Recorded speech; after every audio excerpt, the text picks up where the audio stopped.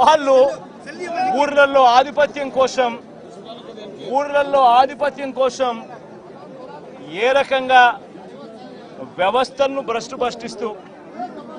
పోలీసులను నిస్తేదం చేస్తూ పోలీసుల సమక్షంలోనే ఏ రకంగా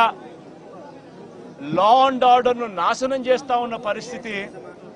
ఈ గ్రామంలో, ఈ సీతారాంపురం గ్రామంలో సుబ్బరాయుడన్న కుటుంబానికి జరిగిన అన్యాయం ఒక్కసారి గమనిస్తే ఇక్కడే కనిపిస్తుంది. ఇదే గ్రామంలో ఆధిపత్యం కోసం బూతుల్లో ఏజెంట్ల కింద కూర్చున్న వాళ్ళు, సుబ్బరాయుడన్న కుటుంబం బూతుల్లో ఏజెంట్ల కింద కూర్చున్నారని ఇదే గ్రామంలో అదే రోజు సుబ్బరాయుడన్న ఒక్క కుటుంబమే కాకుండా మిగిలిన 3 కుటుంబాలు కూడా బూతుల్లో ఏజెంట్ల కింద కూర్చున్నారని చెప్పి పెద్దిరెడ్డి కుటుంబం, నాగశేఖర్ వాళ్ళ ఫ్యామిలీ, పల్లం శేఖరు, పెద్దిరెడ్డి కుటుంబం సభ్యులు, వీళ్ళందరినీ కూడా ఈ గ్రామానికి సంబంధించిన ఇక్కడ నాయకుడు మన నారపురెడ్డి, వీళ్ళందరినీ కూడా చంపాలి అని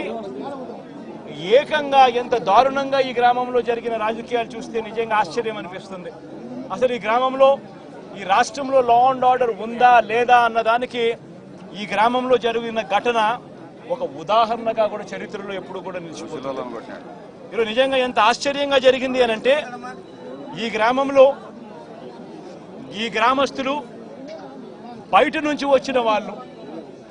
అందరినీ కూడా ఏకం చేసి దాదాపుగా 35-40 మంది ఒక చోట ఏకమై రాడ్లు పట్టుకొని తుపాకులు కూడా ఉన్నాయి,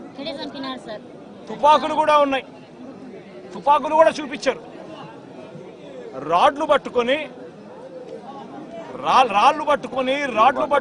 కర్రలు పట్టుకొని, కత్తులు పట్టుకొని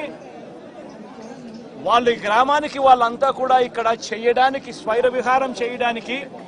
అందరూ కూడా ఏకమవుతా ఉంటే, ఇదే గ్రామంలో నివాసం అంటా ఉన్న నారపురెడ్డి ఎస్ఐకి ఫోన్ చేసింది 9:30 గంటలకు ఫోన్ చేశాడు. 9:30కు ఫోన్ చేసి గ్రామంలో వాతావరణం సరిగ్గా లేదు, బయట నుంచి కూడా వ్యక్తులు వచ్చారు, వీళ్ళందరి చేతుల్లో రాడ్లు కనిపిస్తా ఉన్నాయి, కత్తులు కనిపిస్తా ఉన్నాయి, వీళ్ళ చేతుల్లో తుపాకులు కూడా ఉన్నాయి, గ్రామంలో వాతావరణం సరిగ్గా లేదు, దయచేసి గ్రామాన్ని ఏదో జరిగే కార్యక్రమం జరగబోతా ఉన్నట్టుగా అనిపిస్తా ఉంది, దయచేసి పోలీసులు రండి అని చెప్పి నారపురెడ్డి రాత్రి 9:30